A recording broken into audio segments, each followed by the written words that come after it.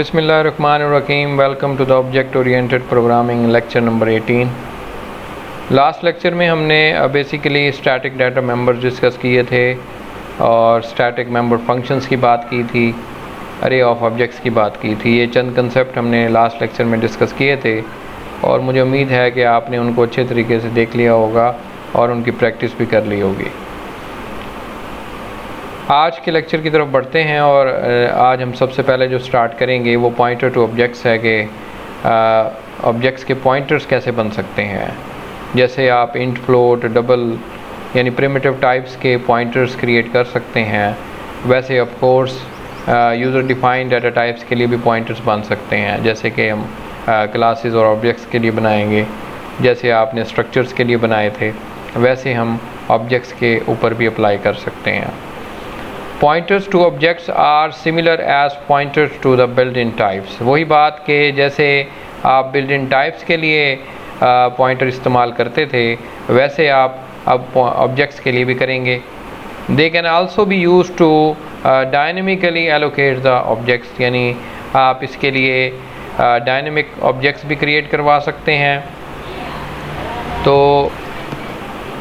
Example देखते हैं। यहाँ पे हम एक स्टूडेंट की क्लास बना रहे हैं और उस क्लास के अंदर हम पब्लिक डाटा मेंबर्स जो हैं वो बना रहे हैं। एक कंस्ट्रक्टर है और एक पैरामीटराइज कंस्ट्रक्टर है और एक नॉर्मल जो है वो रोल नंबर है, यानी आपका सेटर फंक्शन है सेट रोल नंबर का।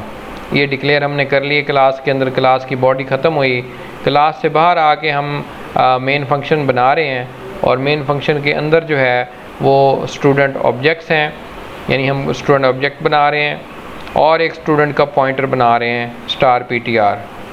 कर हम ये रहे हैं जैसे हम नॉर्मल ये एग्जांपल देखें कि हम यहाँ पे एक ऑब्जेक्ट बना रहे हैं और एक उसका पॉइंटर बना रहे हैं स्टार PTR और फिर उसके बाद इस ऑब्जेक्ट का एज ए रेफरेंस % लगा के हम PTR में असाइन कर रहे हैं, यानी ये ऑब्जेक्ट मेमोरी में जहाँ पे पड़ा हुआ है उसका एड्रेस जो है वो हम PTR के अंदर डाल रहे हैं। उसके बाद यहाँ पे आप देखें कि हम PTR पॉइंटर के ज़रिए उस क्लास के मेंबर को एक्सेस कर रहे हैं। Set roll number member function जो था उसको हम एक्सेस कर रहे हैं क्योंकि PTR में इस ऑब्जेक्ट का रेफरेंस आ चुका है और फिर PTR के ज़रिए हम इसको एक्सेस कर सकते हैं। ये काम हम इंट के साथ भी किया करते थे अगर आपको याद होगा, और अब भी वैसे ही कर रहे हैं। नॉर्मल अगर ये होता यानी ऑब्जेक्ट के ज़रिए हम इसको एक्सेस करते तो फिर हम डॉट ऑपरेटर का इस्तेमाल करते।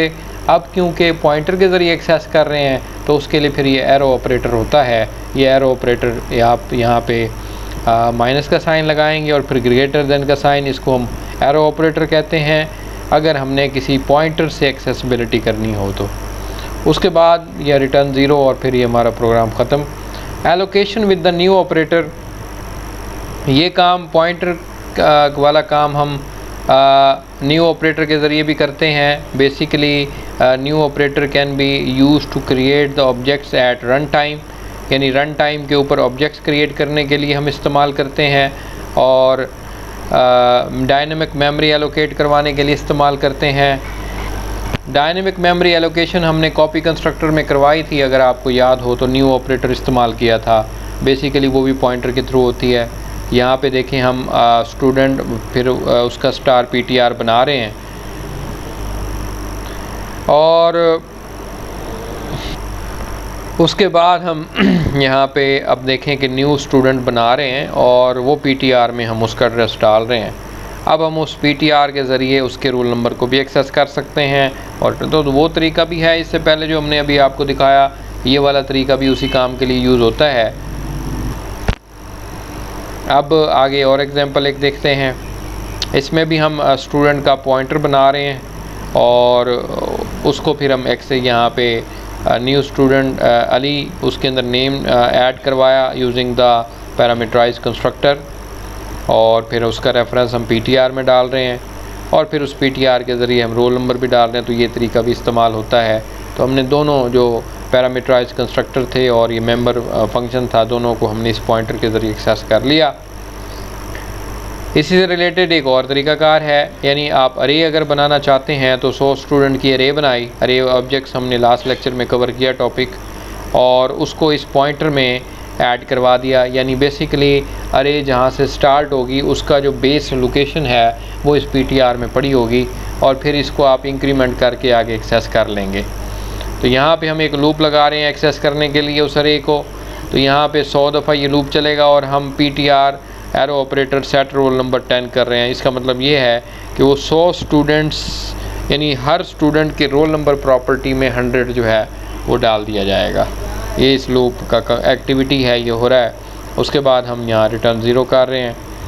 बेसिकली न्यू ऑपरेटर का काम हम इसके ज़रिए डायनेमिक मेमोरी भी एलोकेट करवा सकते हैं, जो कि हमने कॉपी कंस्ट्रक्टर में भी करवाई थी, अभी हम थोड़ी देर पहले भी करवा चुके हैं। और दूसरा हम कंस्ट्रक्टर के थ्रू भी ये काम हम करते हैं। बेसिकली अगर आप सी शार्प या जावा में काम करेंगे तो वहाँ पे आप जब ऑब्जेक्ट बनाते हैं तो न्यू का ऑपरेटर लाजमी लगाया जाता है वहाँ पे, लेकिन C++ में आप नहीं भी लगाते तब भी ये काम हो जाता है, इसलिए ये भी उस मकसद के लिए भी इस्तेमाल होता है। तो ये हमारा आज हमने जो टॉपिक कवर किया है, जो कि हमारा पॉइंटर्स का था। आगे हम केस स्टडी स्टार्ट करने लगे हैं।